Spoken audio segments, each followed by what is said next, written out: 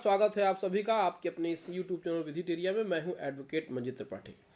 साथियों, अगर आपने भी लोन डिफॉल्ट कर दिया है और रिकॉल नोटिस आ गई है तो अब आपकी खैर नहीं। आपके खिलाफ बैंक लीगल एक्शन बहुत जल्दी लेने वाला है। इसमें अब आपको मौका नहीं मिलेगा, बारवर को एक भी मौका नहीं मिलेगा। सीधे होगा लीगल एक्शन, होगी विधिक कार्रवाई और हो सकती है आपको जेल। जी हाँ दोस्तों, इस प्रकार की भाषाएं बैंक वाले और एनबीएफसी कंपनी वाले और उनके रिकवरी एजेंट आपको लगातार बोलते आते हैं और आपको रिकॉल नोटिस, रिमाइंडर नोटिस वो भेजते रहते हैं और उसके बाद वो आपको मैसेज करते हैं कि आपका लोकेशन वेरीफाई हो गया है, एड्रेस वेरीफाई हो गया है, एजेंट घर पे पहुंचने वाले हैं। वो आपको फ़ोन करते हैं, धमकी देते हैं, आपके साथ बदतमीजी करते हैं। डायरेक्ट वो कहते हैं कि आपको जेल हो जाएगी। सीधे सीधे वो कोर्ट में केस करने की बात करते हैं और दुनिया भर की चीज़ें आपको कहते हैं जिससे कि आप डर जाते हैं। आपको एक कागज़ का टुकड़ा उठाकर भेज देते हैं और आपको डर लग जाता है। आपके खिलाफ कहते हैं कि एफआईआर करा देंगे, जेल करा देंगे। आपको तमाम दुनिया भर की वो धमकी देते हैं जिससे कि आपको डर लगने लगता है और आप सोचते हैं कि भाई हमने लोन न लेकर के हमने एक क्राइम कर दिया है। तो आज के इस वीडियो में हम लोग डिटेल से जानेंगे और सच्चाई से जानेंगे कि क्या लोन रिकॉल नोटिस आने के बाद तो सीधे आपके खिलाफ कार्रवाई हो सकती है। आप में से बहुत सारे लोगों का प्रश्न यही होता है कि सर हमको रिकॉल नोटिस आई है, हमको रिमाइंडर नोटिस आई है। अब इस रिकॉल नोटिस या रिमाइंडर नोटिस के लिए हमें क्या करना चाहिए, किस प्रकार से इसको डील करना चाहिए, क्या कुछ है, इसको आप समझाइए। तो देखिए, सबसे पहली बात तो मैंने पिछली वीडियो में आपको बताया था कि रिकॉल नोटिस और रिमाइंडर नोटिस तभी आती है जब आपकी एक ईएमआई बाउंस होती है। एकदम सिंपल सा फंडा समझिए, एकदम आपको हम सरल भाषा में समझाते हैं कि जब भी आप एक ईएमआई अपनी नहीं पेमेंट करते हैं तो बैंक आपको याद करने के लिए, याददाश्त कराने के लिए या रिकॉल कराता है या फिर रिमाइंडर नोटिस भेजता है। ये नोटिस बैंक से आती है, न तो किसी एडवोकेट से आती है और न ही किसी कोर्ट से आती है। तो रिमाइंडर नोटिस आ जाने के बाद क्या करना चाहिए? रिमाइंडर नोटिस आने के बाद आपको सबसे पहले उस रिमाइंडर नोटिस को पढ़ लीजिए और उसमें देखिए समय दिया होता है 7 दिन से लेकर के 15 दिन। 7 दिन से 15 दिन के भीतर आप उस रिमाइंडर नोटिस का जवाब दे दीजिए। अगर आपके पास ईएमआई देने की पैसे हैं तो आप एक ईएमआई पेमेंट भी कर दीजिए। अगर आपने उसका जवाब दे दिया, उसमें पेमेंट कर दिया, तो आपके खिलाफ कोई भी लीगल एक्शन नहीं होने वाला है।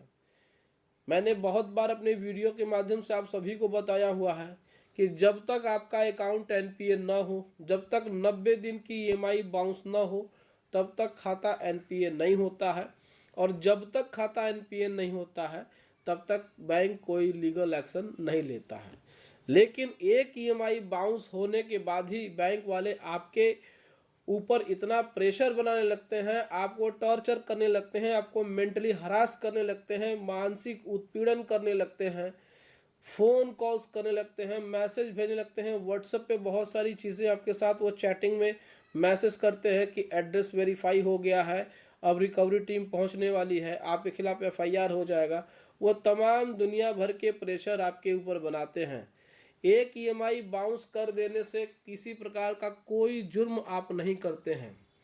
एक ईएमआई आपकी बाउंस हो गई है तो इसमें कोई दिक्कत परेशानी नहीं है। अगर आपके पास पैसा है तो अगली 2 ईएमआई एक साथ भर दीजिए। अगर आपके पास किसी प्रकार की कोई नोटिस आई है तो उस नोटिस का जवाब दे दीजिए। लेकिन आप इस बात को मत मानिए कि 1 या 2 ईएमआई बाउंस होने के साथ ही आपके खिलाफ कोई लीगल एक्शन हो सकता है या कोई आपके खिलाफ विधिक कार्रवाई हो सकती है। जब तक कि एडवोकेट की तरफ से कोई नोटिस न आए और उस नोटिस का टाइम पीरियड न बीत जाए तब तक आपके खिलाफ कोई लीगल एक्शन बैंक नहीं ले सकते हैं।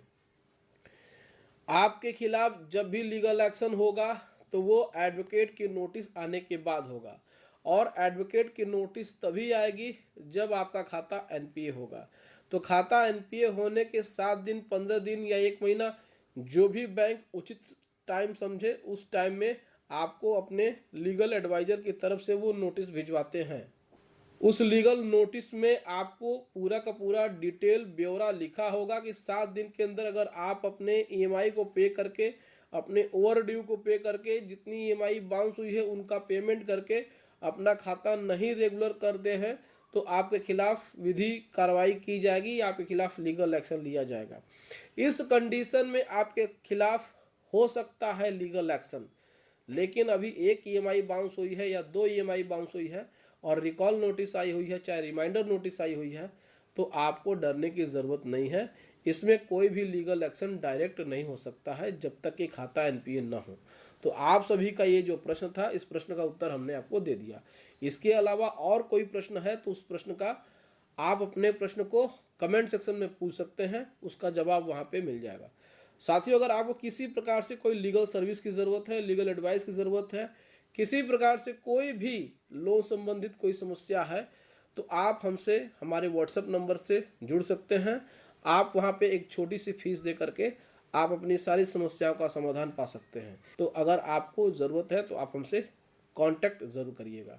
आपके सारे समस्याओं का समाधान आपको कॉलिंग के माध्यम से किया जाएगा। उम्मीद करते हैं दोस्तों कि ये वीडियो आपको पसंद आई होगी। वीडियो अच्छी लगी हो तो वीडियो को लाइक और चैनल को सब्सक्राइब जरूर करिएगा। चलिए मिलते हैं नेक्स्ट वीडियो में। Thank you so much. जय हिंद दोस्तों।